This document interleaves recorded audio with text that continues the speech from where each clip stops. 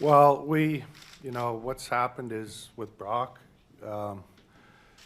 we said there's going to be an announcement in 3 weeks, but it's an 8-week injury. So, we wanted to make sure that, we had ourselves covered, that, our players have worked hard this year, our coaches have worked hard. For our fans, we want to stay in the race here coming down the stretch, and so we figured like this was something we could do to help them. What do you like about Tyler as a player? Well, he can shoot the puck. He does a lot of the same things that Brock did for us. He's got experience. He's won Stanley Cup, so we just figured it was a good fit for our group. Jim, can I just walk you back on Brock's injury going from 4 weeks to 8 weeks? Severity has changed from when you spoke to us yesterday, or what it's stating? Yeah, we said we're going to give an update in 3 weeks, but it looks like it's going to be more severe than what we originally thought. So it's an 8-week injury, so looks like he could be done for the year. So we want to make sure that we did something to show our players and coaches and fans that we want to compete here down the stretch. So is he going to require surgery? Is that what No surgery. Is this a trade that you were going to make whether Brock was injured or not? I don't think so. I don't think, we looked at it like that. When Brock was in the lineup, he's a shooter for us. He's a scorer. This is something that, to give our team a chance to remain in the pact and to compete, for a playoff spot. That's our goal. And, when it looked like he was going to be out for the rest of the year, we wanted to make sure that we addressed that and got him, got some help, for the rest of the guys on the team so we can stay competitive. Jim, it's a lot to give up if Tyler doesn't resign. How much did the lineage he has with Pearson from the days in LA play into this? I mean, they played on the line together. You could argue that would be a nice couple winners for both. How much did that play into it? There's some Yeah. So we talked to Pierce about it before we made the deal. They grew up playing together in LA. They're best friends. Pierce had nothing but positive things to say about Tyler. When I talked to Tyler when we traded for him, he was really excited about, the opportunity to come to our situation. He likes the direction of the team, our young players, and, he thinks that he can help us, get to what we want to accomplish this year. Do you think you're now seeing the player in Toffoli got off to a slow start? He was scratched on Halloween by Todd McCollum, but he's got 21 points in his last 28 games coming off a hat trick. You think you're starting to see the player who was a 20-goal guy a couple times and hit 30 goals once? Yeah, he's the type of guy, he's learned how to play the right way. He's strong on the walls, goes to the net hard, has a real good release on his shot, can play the power play, can kill penalties. He has a good overall game, and but the main reason, is for us to get him was his ability to shoot the puck and play on the power play and score for us coming down the stretch. Especially with a right shot guy on PP1. Right. Jim, obviously this trade has hockey value for it, but just in terms of the message it sends to the locker room, can you talk about that? Yeah, well, like I said, as our players have competed and worked hard all year, and I didn't want, with Josh Levo out now for the year and Michael Furland out for the year, and Brock with this injury, I wanted to send a message that I wanted to help the players in the locker room. I want to help the coaches, and it's been a positive vibe around the group this year, and I want to compete here coming down the stretch for a playoff spot. So you make the playoffs, you don't know what's going to happen in the playoffs. So that's the message I was trying to send by adding a player like Tyler to our group. Is Tyler a player you hope to sign going forward? Yeah, so we're going to, I talked to his agent last night after the trade, and, obviously the first step is to bring him here and see where he fits in and how he fits in, and, I talked to him about, maybe let's just see where it all goes, and at the end of the season, let's sit down and see if we can figure something out to keep him around here long term. Jim, can you go back to Levo for a sec? When you say done for the season, no chance of him returning? Well, he's seeing a specialist, I think today or tomorrow, and I think the diagnosis he's going to be done for the season. Does that include the playoffs potentially? No, he could potentially be back. We'll have a better timeline, but we think it's through the regular season And then we'll see, you know, I don't know if he'll be ready for the start of the playoffs, but we'll see how his rehab goes. Jim, these deals obviously are never free, but why do you think you can afford to give up Tyler Madden?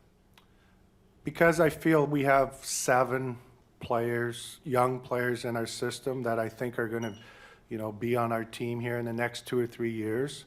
I'm talking about players in Utica, draft picks that we've drafted the last couple of years. I count like 7 on the conservative side, and that's a third of the team. So, you know, you can't, and with the young, you know, the 5 or 6, 7 young guys we have now, that's 2/3 of our team in the next 2 or 3 years that are gonna be 25 years and younger. So I just felt like with our prospect pool being as deep as it is right now, you know, it was a tough decision. I'm not gonna lie. It's hard to, you know, we drafted them. We've worked with them. Chris Higgins has worked with them lots this year, but you know, I just feel like we have enough good young players in our system that, you know, not all of them are gonna play and make it, but I felt comfortable with the players we have coming that we'll be all right. Does the fact that you have 3 young centers right now, did that factor in at all positionally? No, not really, because I seen him more as a winger than a center iceman. But I just feel like we have enough depth in our prospect pool, and I think I'm trying to be conservative. Like, I think we really have like 7 young players that are gonna show up and play on our team in the next 2 or 3 years, and sometimes you gotta make some tough choices to maybe take, you know, something from the long-term future of our group and inject it into our group now, and that's what we decided to do. As of right now, you don't have a pick until the 3rd round in the draft. Do you plan to try and be aggressive either in the next week or after the end of the season to acquire a pick in those first 2 rounds? I don't think from now to the trade deadline we're gonna look at that, but I think for sure before the draft, we have decisions we gotta make on some players that, you know, will be more in the market before the draft to try to reacquire picks. Just to go back to Madden, you said you see him more as a winger. I mean, he is listed as a center, and there aren't a lot of centers in the system. Does that concern you that you don't have more depth coming down the pipeline in that sense? Not really, because we got, you know, I think we have 3 young centers on our NHL team right now. So, you know, we have to make assessments based on, you know, our young players. Are they going to be better than the 3 young centers we have on our team right now? So, you know, after we talked about that as a group, we just felt like, you know, we have some depth right now at that position, and we're going to continue to try to, you know, draft more center icemen and build up our depth. But we just felt like that was a position that we could afford to make a deal with. You said that Josh might be back for the start of the playoffs. Might Brock be back for the start of the playoffs? Well, we'll have a better idea. He's seeing a specialist tomorrow again too, but I think, you know, it sounds like he's going to be out for the regular season, and we're hoping that, you know, he's going to be ready, but we don't know yet for sure. Jim, 2 questions on Michael Furlan. One is, have you spoken to him since the night in Utica the other night, and how frustrated, disappointed is he? Mm-hmm. And the other one is, there were some red flags from the outside last summer about his health.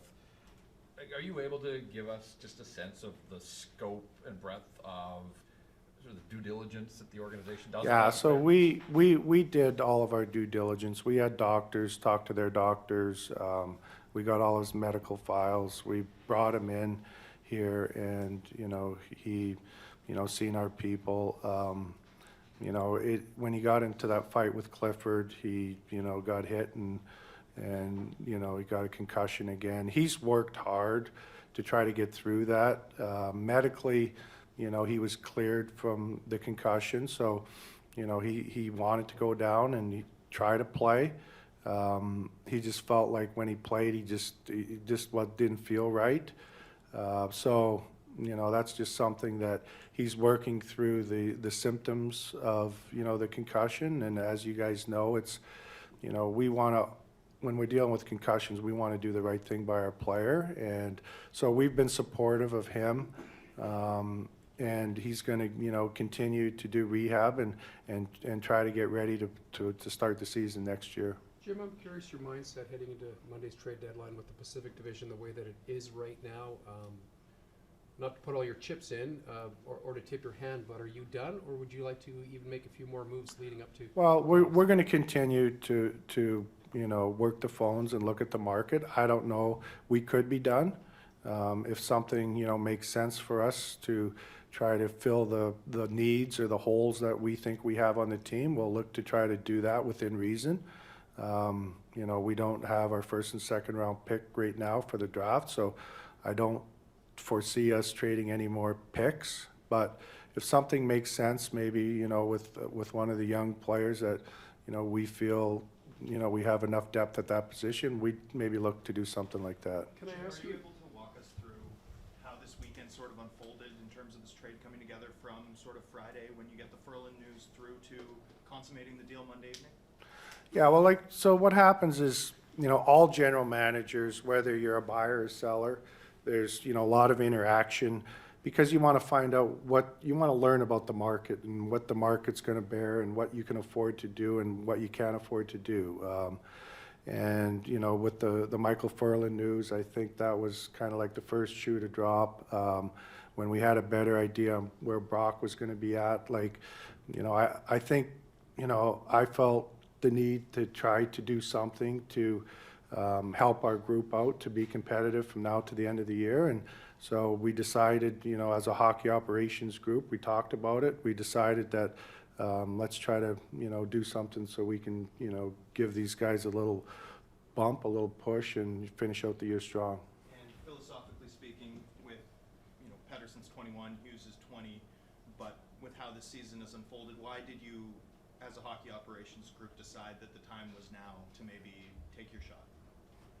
Well, because we want to be competitive from here till the end of the year. Like, we're in the pack of a tight playoff race. We looked at our group and we kind of, did an analysis as to where we think we can be better to help our group down the stretch. And, I think we needed to add some scoring, and, that's the direction that we went in. Jim, do you, Does this indicate like a change in the direction? You've kind of been draft and development. I know but for the most part, that's where the emphasis has been. Is it go for it now? Is it win now?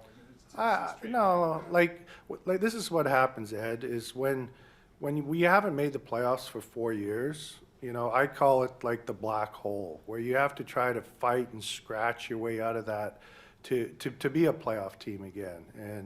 And so, I think we've been drafting well. We've been developing. RJ and Trent and his group down there have done a good job of developing our kids this year. We feel, like I said, conservatively, we have 7 young players that are going to be part of the Vancouver Canucks in the next 2 or 3 years. So,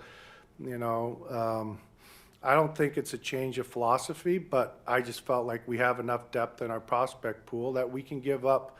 I never like moving draft picks, but sometimes you have to look at where you're at as an organization, as a team, and I think we're in the fight here to make the playoffs. We're in the pack, and I wanted to do what I could do to help the team get over the top. Jim, you're going to have a pretty busy summer, and I don't want to go too far ahead, but when you look at some of the decisions you're going to have to make, Jake, Chris Tanev, but I think first and foremost is Jacob Markstrom.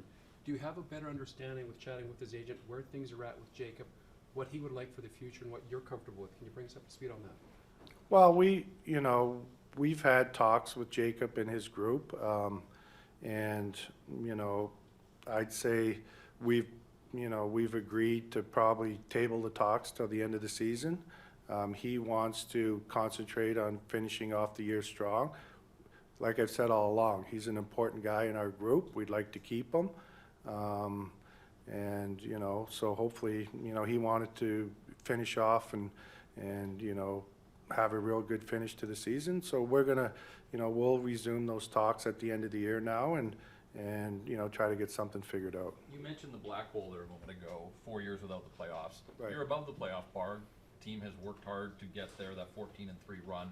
How important is it to finish this thing off and make sure that you're one of the 8 teams in the West? Well, that's why we made this move we made last night, is we want to, finish off strong. I think it's been good for our young players to see, as you come down the stretch, how hard the games are, and then the playoffs are even harder. And I think, to get our young players to the next step, they need to experience, playing meaningful games now and hopefully making the playoffs and playing playoff games. And that's going to be part of their development, you know, to becoming, you know, a real good team and a competitive team over the next 5 or 6 years. Including Tim Schaller in the trade, is that a statement about the play of Zach McEwen?